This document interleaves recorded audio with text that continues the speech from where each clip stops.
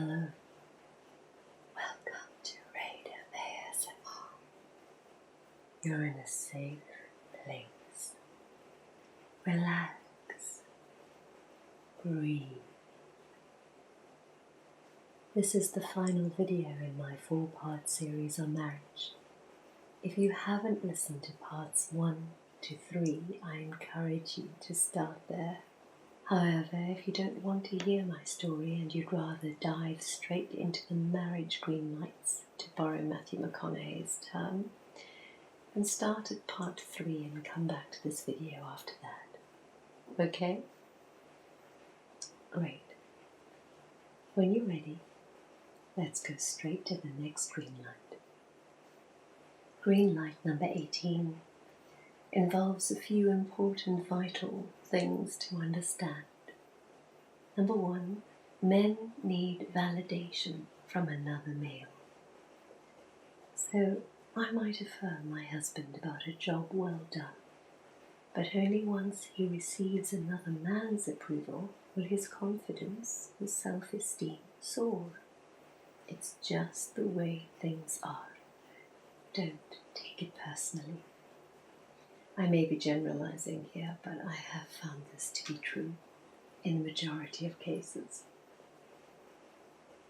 Number 2, women need to use up about 5,000 words a day, apparently. So if I'm home alone and my husband is the only person I see and talk to, poor guy. But at least I know a simple solution, and that is number 3, men need space. They need to go into their man caves to relax when they get in from work. So as long as I give my husband space and about half an hour to himself when he gets home, I get to use up a few thousand words later in the evening. I thought I'd start on a fun, light, green light note. Let's go on to number 19. Remember how I said that my husband and I are complete opposites? Well, God puts people together for a specific purpose. One person's weaknesses are balanced by another's strengths. So rather than fighting against how opposite we are, we embrace our differences and learn from each other. Green light number 20, love. Love like your life depends on it. Have you ever heard that before? Have you ever tried it? Love like your life depends on it. Love puts up with anything. A well-known passage from the Bible is used at weddings. I'm going to read a few excerpts, and it's from the Message translation. 1 Corinthians chapter 13. Love never gives up. Love cares more for others than for self. Love doesn't want what it doesn't have. Love doesn't strut. Love doesn't force itself on others. Love doesn't fly off the handle. Love isn't always me first. Love does not keep score of the sins of others. Love takes pleasure in the flowering of truth. Love puts up with anything. Love always looks for the best. Love extravagantly. Love extravagantly. Love like your life depends on it. Love never gives up. Green light number 21 is trust. Honor the trust you have earned and the trust your spouse has earned. Confide in each other. Lean on each other. And above all, trust that God's got you. You're in safe hands with Him. And with Him, you too can tackle anything that comes your way. a three-stranded cord is not easily broken. If that three-stranded cord in your marriage is God, your spouse, and yourself, you are strong. Greenlight number 22. Your spouse is not your enemy. Your spouse is not your enemy. Sometimes when my husband and I have a heated disagreement and I find myself thinking, that's such a trivial thing to argue about, I suddenly realize it's a spiritual attack. Be alert. The enemy, the devil, is hard at work. If he can destroy Christian marriages, our witness to the world is compromised. Temptation is everywhere and our old habits die hard. And that's all I'll say about that. But I will mention that I have done a series of videos on spiritual warfare called The Art of War, and you may want to have a look at that. Now I have one remaining green light to reveal. It's one of the most important ones. Before I share it with you, in case you missed parts 1 and 2 of the series or you've forgotten them, I'll recap the first 7 green lights I gave you in these 2 videos, and then I'll end with green light number 23. Green light number 1. Everyone brings baggage to a marriage. I'm not talking Louis Vuitton, I'm talking emotional baggage.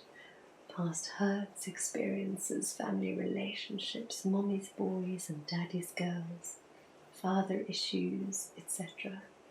All of this influences the way we relate to others.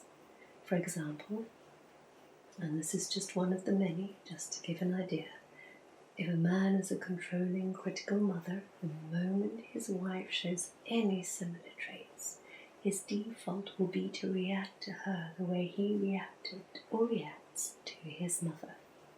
Not a good thing. Deal with your baggage, address issues, and don't expect your spouse to react the way you would. We are all unique individuals with different experiences and upbringings and personalities.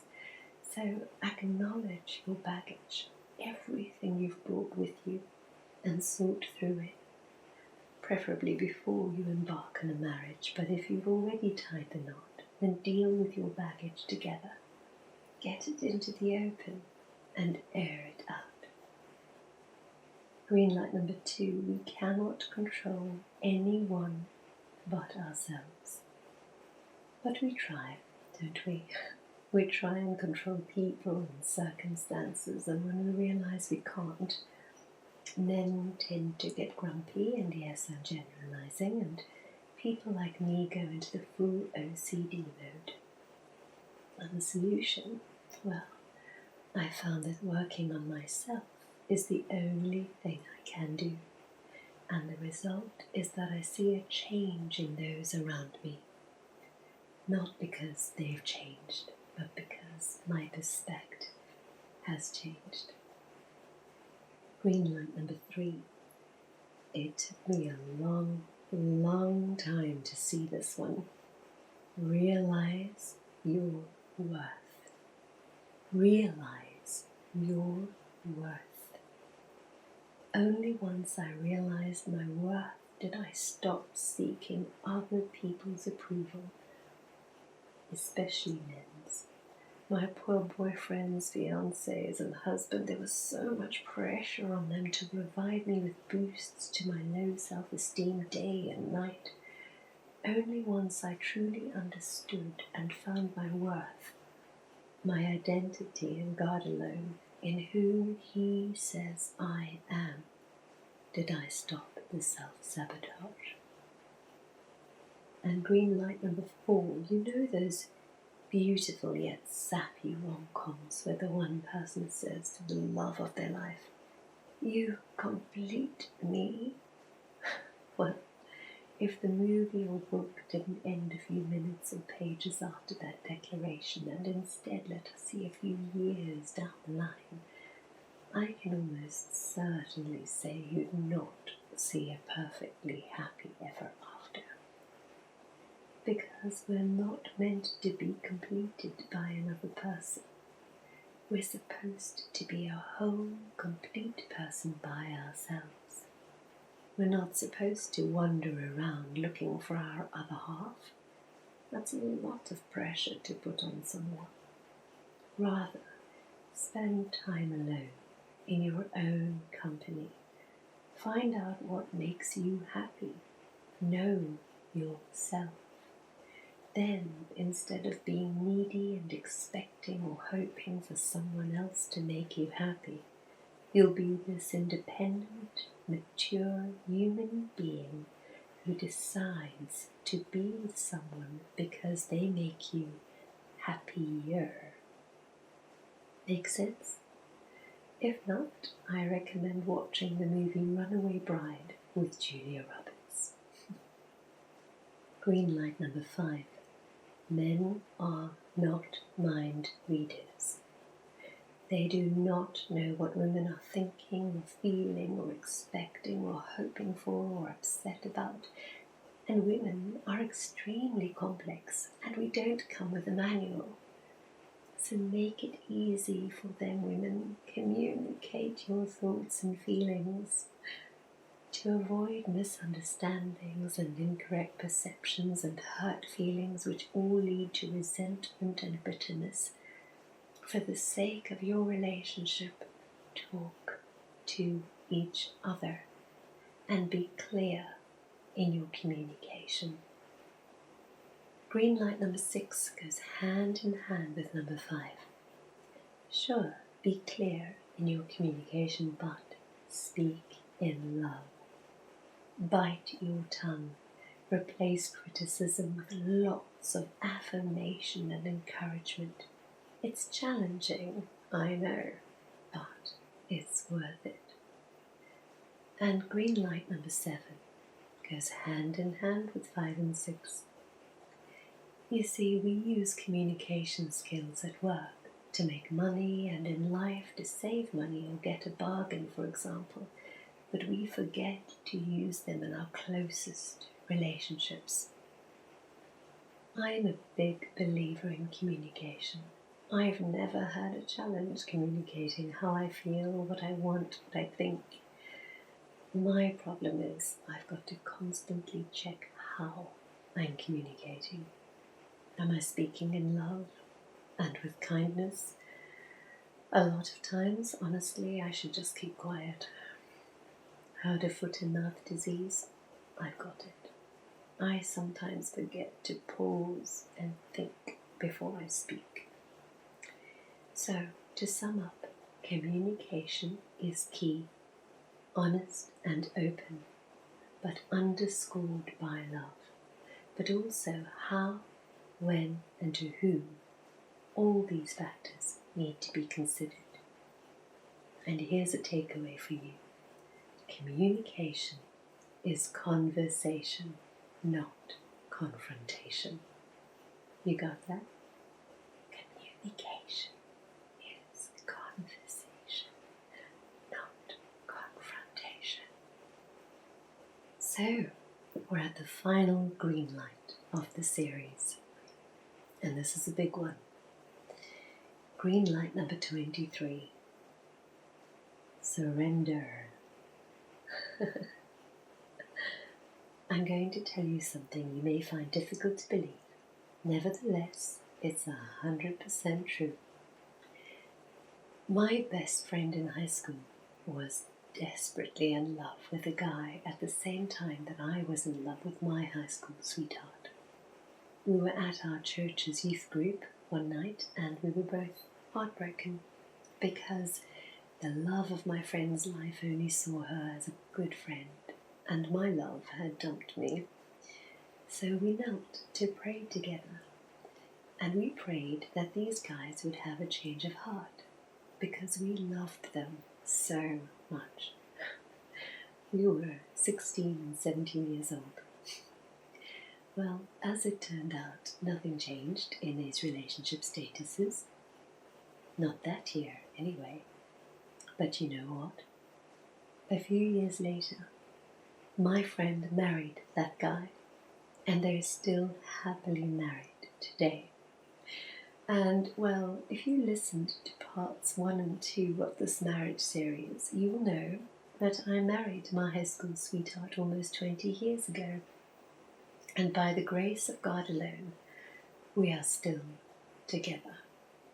The 6th of April 2021 will be our 20th wedding anniversary.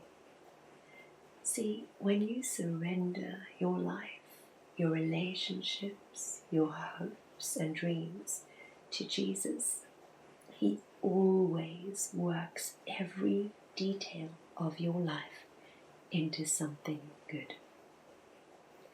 In the Bible, in Romans 8, verse 28, it says, "For God works all things together for our good, for the good of those who love Him, who have been called according to His purpose." He works every detail of our life into something good. And in Jeremiah 29, verse 11, it says, "For I know the plans I have for you, declares the Lord, plans to prosper you, not to harm you, to give you a hope and a future." And God does not lie. He honors His word. In the Bible, again in Matthew 18, verse 19, it says, "Whenever 2 of you on earth agree about anything you pray for, it will be done for you by my Father in heaven." My best friend from high school and I, by praying together, put this promise into practice. I can give you 100 green lights, but the only 100% sure way to get your marriage on track and flourishing is surrendering it and each other and yourself to God. With God, all things are possible. I've said in a previous video, we've gone through hard times in our marriage. Several times I seriously, deeply considered cutting loose and walking out, and each time only my faith in God stopped me, and I am forever grateful for that. We cannot change or control our spouses or anyone for that matter except ourselves. But if your life and relationship are in God's hands, He can be trusted to mold us and our spouses into better people. No matter what season your marriage is in, there is hope. Ask God to breathe new life into your relationship. Trust me when I say He cares more about you and your marriage than you do. So that's it. I hope this marriage series makes a difference to you. If you have any green lights of your own to share or a marriage testimony, please comment below this video. May your marriage flourish and be mightily blessed. Take care of yourself and remember, be kind to each other. Thanks for listening. God bless you. Bye for now.